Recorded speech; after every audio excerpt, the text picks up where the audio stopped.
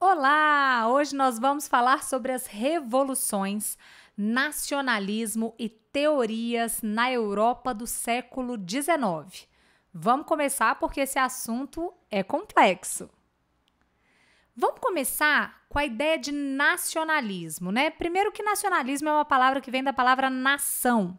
Nação é um conjunto de indivíduos que compartilham uma identidade comum. Quando a gente fala de identidade, a gente está pensando em língua, a gente está pensando em costume, a gente está pensando em tradição, a gente está muitas vezes pensando em religiosidade, né? Então, quando a gente tem um grupo que compartilha todas essas características, a gente costuma chamar de nação. E quando uma nação ela estabelece um governo, a gente chama esse governo de Estado, né? Com letra maiúscula. E esse conjunto de nação e Estado é o que a gente chama de Estado Nacional. Alguns estados nacionais, eles se formaram lá nos séculos XV, né? Às vezes até finalzinho do XIV começam a sua formação, XV, XVI, mas outros estados nacionais, eles só vão se formar ali na Europa, por exemplo, no século XIX. A Itália e a Alemanha, elas se formaram tardiamente, né? São estados nacionais que se formaram tardiamente, ali quase no final do século XIX, ali por volta de 1870, 1871. E o que a gente chama de nacionalismo? O nacionalismo é quando a gente possui ali uma identidade nacional e a gente começa a fazer uma exaltação dessa identidade, a gente começa a valorizar essa identidade. O que pode ser muito legal. O grande problema do nacionalismo é quando a gente começa a extrapolar, é quando a gente começa a achar que a nossa nação, que a nossa nacionalidade, ela é superior às outras. Aí a gente começa a ter um problema grave chamado de xenofobia.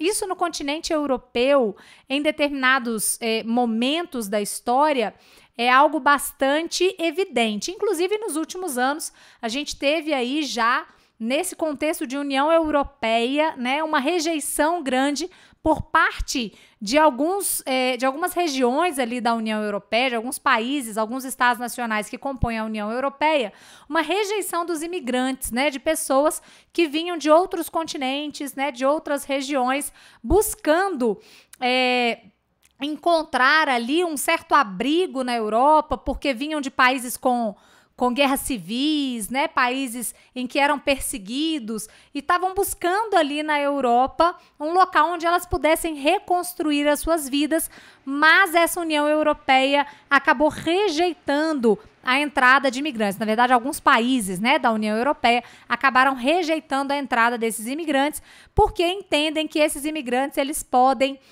prejudicar o desenvolvimento da nação, né?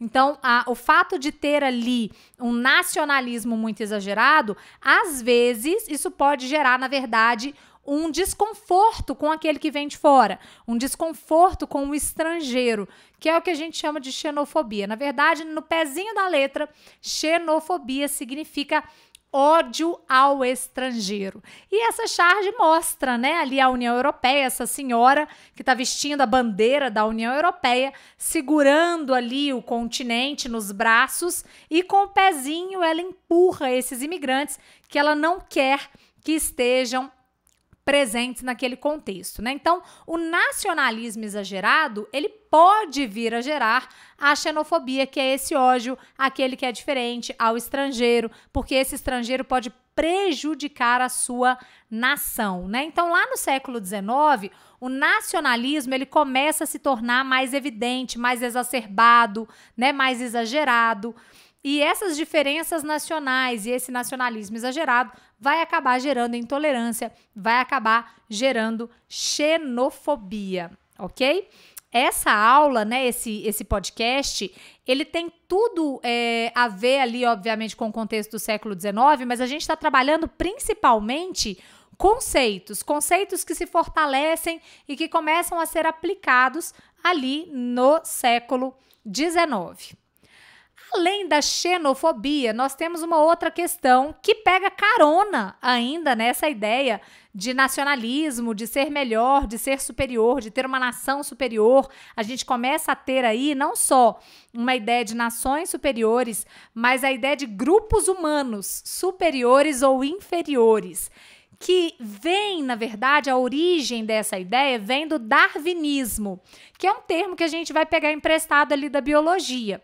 O darwinismo nada mais é do que a crença de que todos os seres vivos no nosso planeta estão, de certa forma, interligados e passam por transformações que não acabam, né? Essas transformações, elas são constantes. Não se sabe direito por que essas transformações acontecem, mas se esses indivíduos que passaram por essas transformações, eles sobrevivem e se adaptam ao ambiente, ótimo. Se não, eles serão extintos, né? E aí o processo de evolução, de certa forma, é um processo de aprimoramento desses indivíduos de acordo com o ambiente, né? Então, mais ou menos essa é a ideia.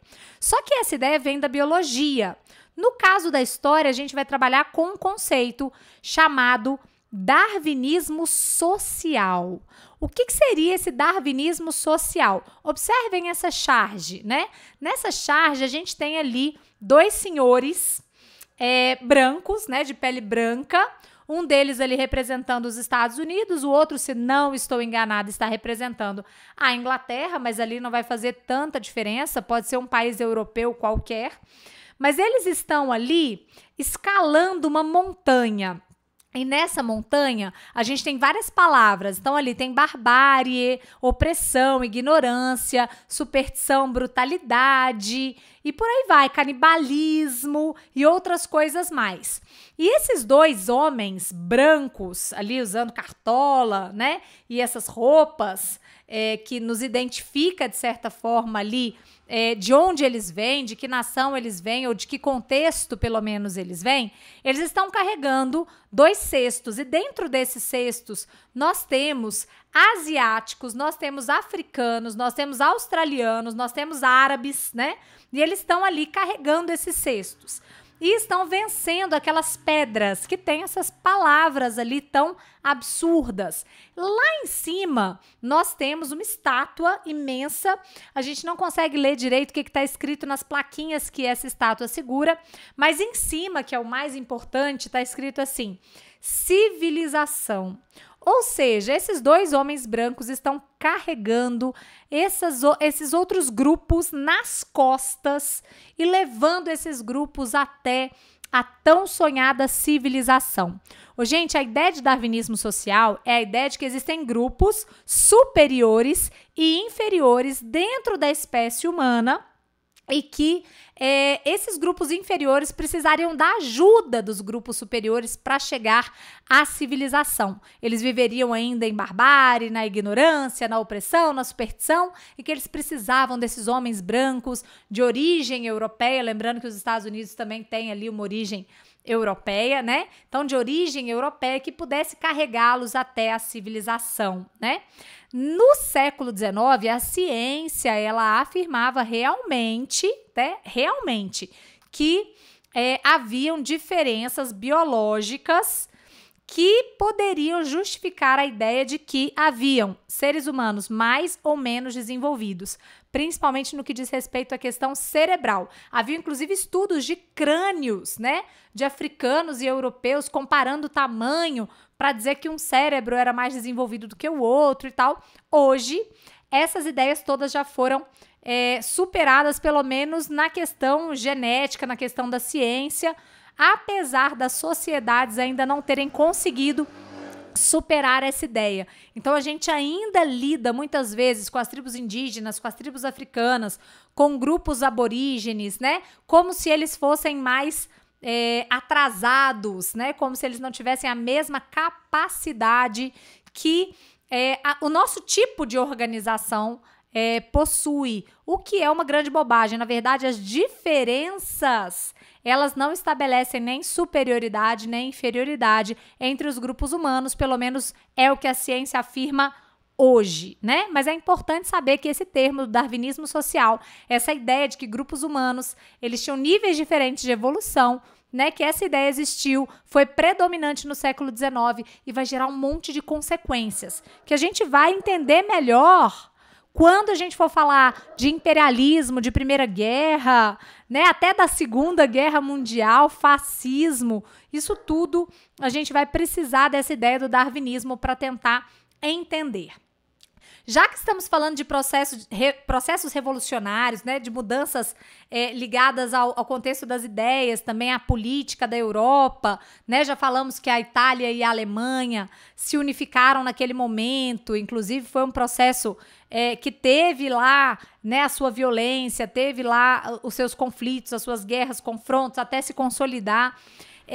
A gente tem também na Europa do século XIX outras teorias que também estão movimentando a população e, em alguns aspectos, levando a alguns processos revolucionários, alguns menores, outros maiores, mas a gente não vai preocupar com os exemplos especificamente, a gente vai preocupar com os conceitos, né? E vamos falar então do socialismo, né? O que é o socialismo? Que conceito é esse? Como que ele foi aplicado ao longo do tempo? A gente não vai poder detalhar demais, mas dá para ter uma ideia. Primeiro, a gente pode separar em socialismo utópico e socialismo científico. O socialismo utópico, como essa imagem mostra, é o socialismo do sonho, ou seja, pessoas que no século XIX sonhavam com a igualdade social, mas não faziam a menor ideia de como alcançar essa igualdade. E aí a gente chama esses teóricos, né, de socialistas utópicos. Eram pessoas que defendiam essa igualdade, mas que não sabiam, não faziam a menor ideia, não faziam a menor ideia de como iriam colocar isso em prática. Quando a gente fala de socialismo científico, aí a gente tem uma dupla, que são Marx e Engels, que vão trazer aí a melhor proposta, digamos assim, de socialismo científico. É esse socialismo que a gente costuma estudar de maneira mais profunda. O que esses caras estavam dizendo? Que a igualdade social ela era possível. Só que, na realidade, eles vão acabar fazendo uma receita de bolo que depois muitos países, muitos grupos vão, de certa maneira, se apropriar dessa ideia, adaptá-la ao seu contexto para implementar uma sociedade que tinha como objetivo a igualdade social. E como que para Marx era possível chegar a essa igualdade? Era necessário que os operários, que estavam sendo massacrados nas fábricas, segundo a análise dele, eles iniciassem uma revolução. Assim como os burgueses tinham feito lá a Revolução Inglesa, a Revolução Francesa, né? Esses operários tinham que pegar em armas, tinham que fazer uma revolução e, através da revolução, tomar o poder.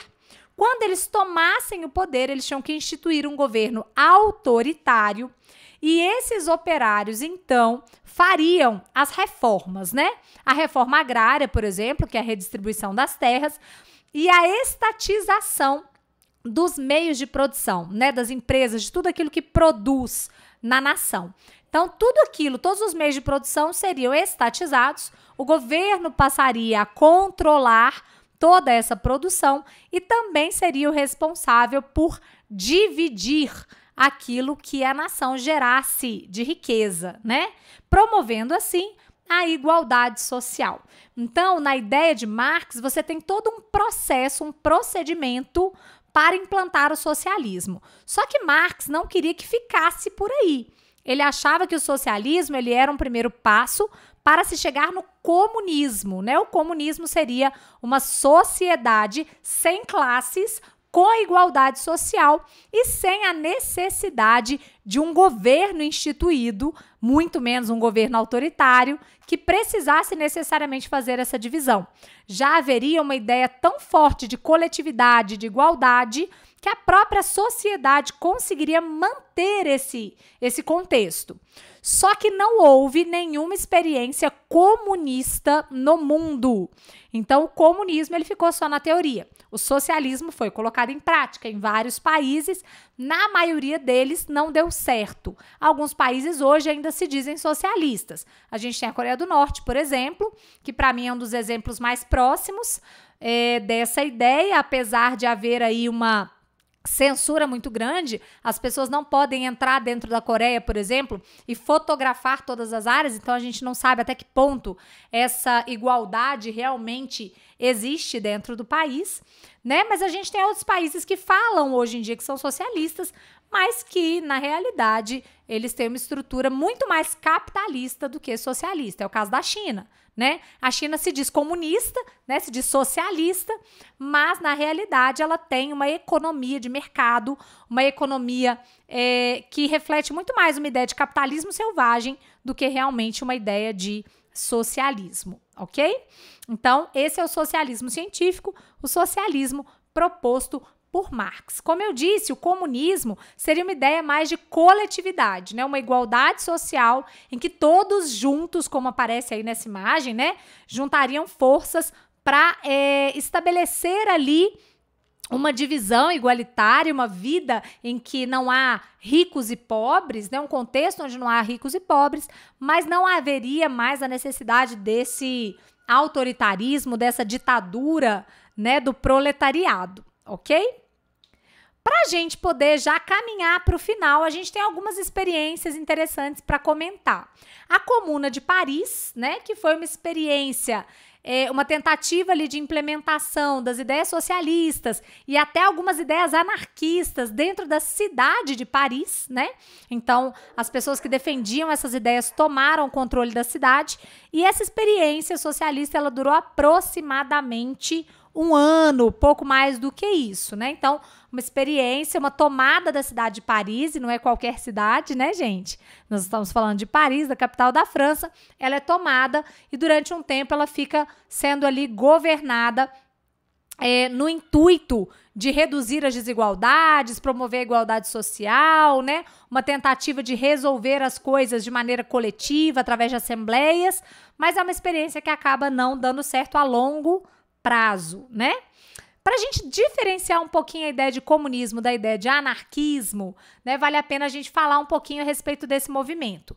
O anarquismo, ele também é uma proposta de igualdade, ele também trabalha com a ideia de ausência de classes sociais, então não tem ricos nem pobres.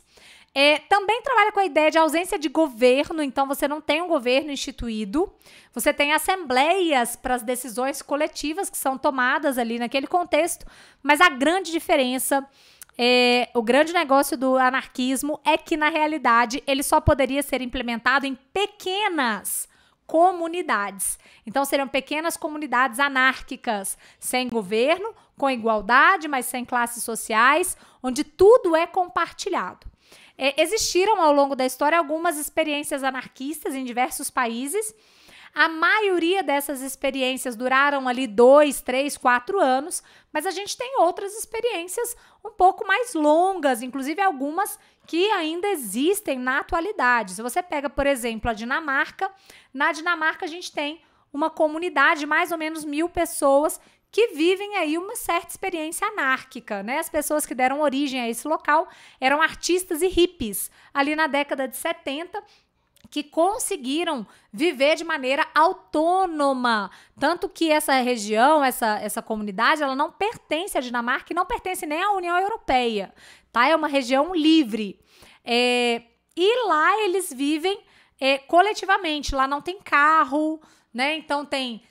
as casas, elas não podem ser vendidas nem compradas, porque as pessoas moram lá, mas a propriedade dessas casas não é delas, né? E tudo é tomado, todas as decisões, perdão, são tomadas coletivamente em assembleia.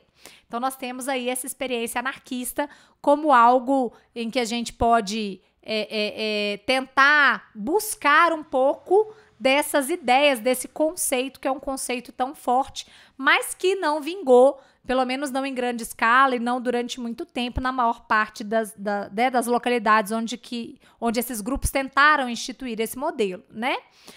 Eu entendo que, obviamente, eles não defendem nada disso, até porque talvez nem saibam, provavelmente não sabem, o sentido de anarquismo, mas quando eu penso em uma comunidade anárquica, o que me vem muito à cabeça são as comunidades indígenas isoladas.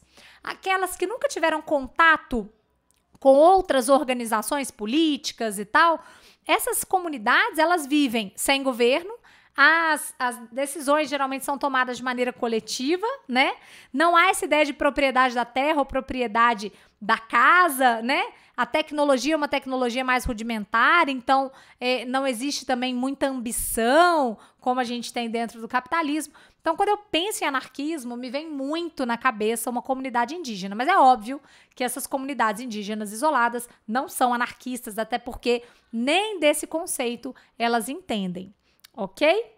Era isso. Espero que vocês tenham gostado, que vocês tenham entendido um pouquinho desses conceitos. Se foi muita coisa, muita informação, volta, pausa, né? Retoma novamente, faz um esquema, faz um mapa mental para tentar entender um pouco melhor todas essas questões que estavam postas no século XIX e que vão interferir de maneira muito significativa no século XX e também no século XXI.